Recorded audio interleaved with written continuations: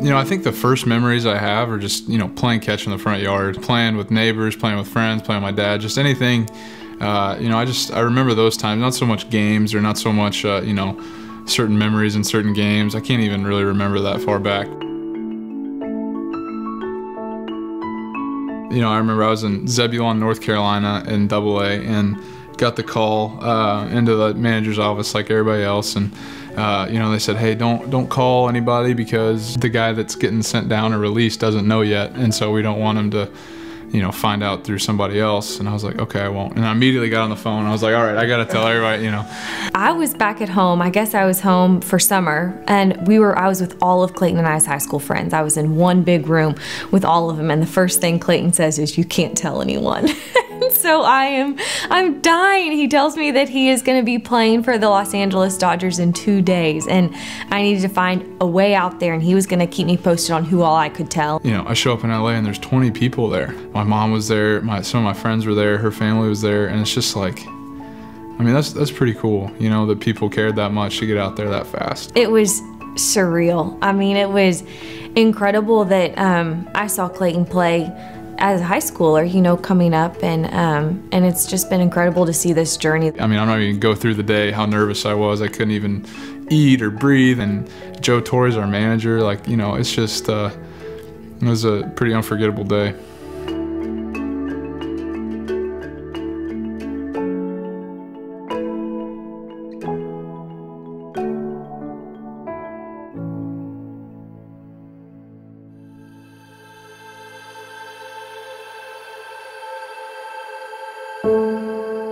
You know, the thing is, Clayton and I never intended to start a charity or to start a foundation at our age. I think it was always a dream, but for us, Kershaw's challenge began with a very basic need that needed to be met.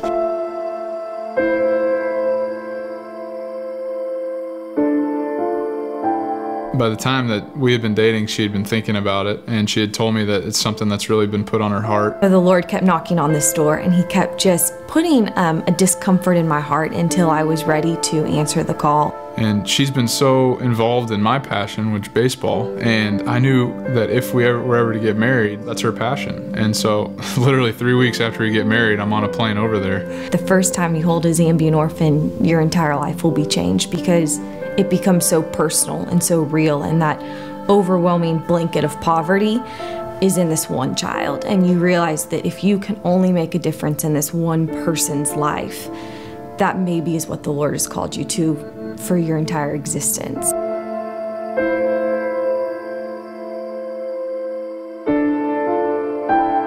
I guess I should start with hope. She's HIV positive, double orphan.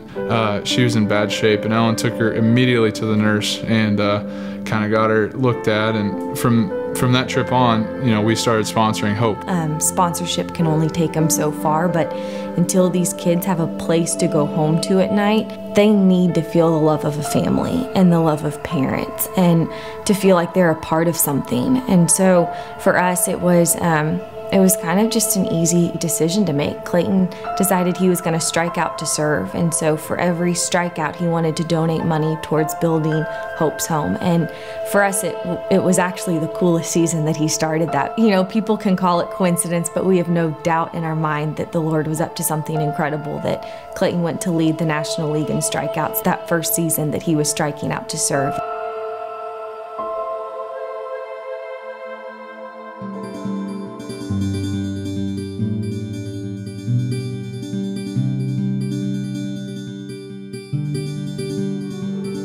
The orphanage is complete, and just to even say that is surreal, because a year ago when Clayton and I went and we talked to an architect and we went over blueprints, and a vision of ours back then had become a little bit more tangible in the sense that we were standing on the land, but to go back is going to be absolutely incredible to see.